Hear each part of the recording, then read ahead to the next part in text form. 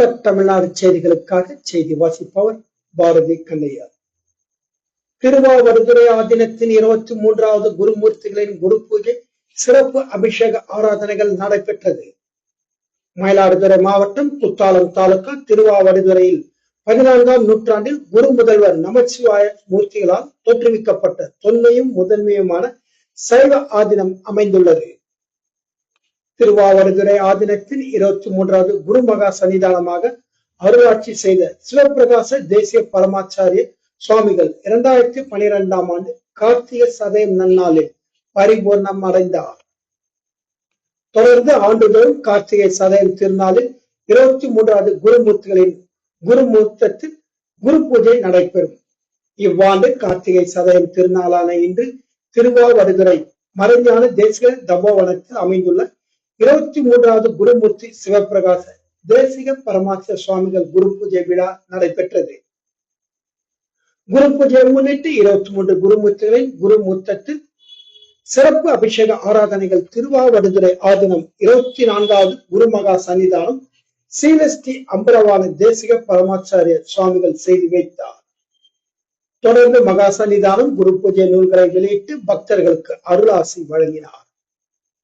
தொடர்ந்து மாகேஸ்வர பூஜை நடைபெற்றது. மயிலாடுதுறையிலிருந்து எமது சிறப்பு செய்தியாளர் இளஞ்செழியன்.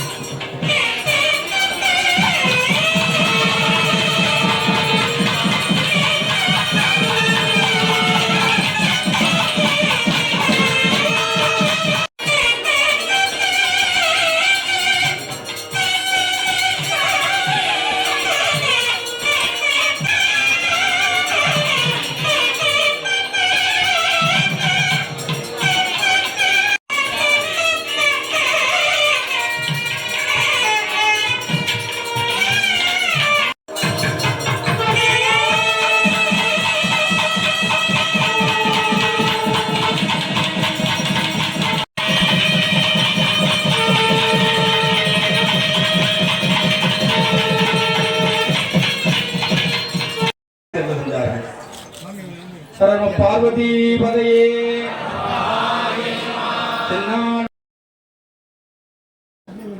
அதனைத் தொடர்ந்து ஸ்ரீ குருமகா சன்னிதானம் அவர்கள் நம்முடைய தென்மண்டல மேலாளராக விளங்குகின்ற ராமச்சந்திரன் அழைத்திருந்தார்கள். அதனைத் தொடர்ந்து நம்முடைய